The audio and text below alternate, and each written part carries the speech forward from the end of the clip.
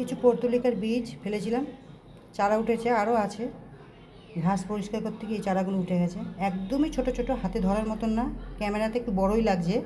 তো চলো আজকে এগুলো রিপোর্ট করি। তার জন্য নেব 1% মাটি, 50-50 করে ভার্মি কম্পোস্ট নিয়েছি আর মাটি নিয়েছি।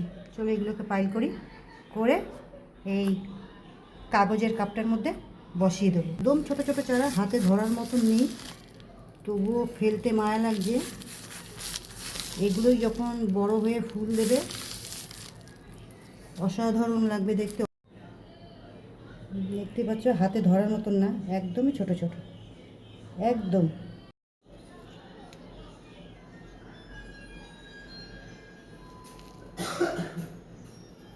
মানে পাতাগুলো ধরলে ধরার আর জায়গা থাকছে না। জাস্ট এই বসিয়ে দিলাম। এগুলোই কিন্তু আবার যখন বড় হবে 10-15 দিন অন্তর, তখন আবার শেয়ার করব যে কত বড় চারাটা হলো। পর্তুলিকা যে চারাগুলো লাগিয়েছিলাম এই কাপের মধ্যে, এই 1 মাস পর ঠিক তার এরকম চেহারা নিয়েছে। 2-1টা মরে গেছে আর 2টো বেঁচেছে। এত সুন্দর চারাটা হয়েছে।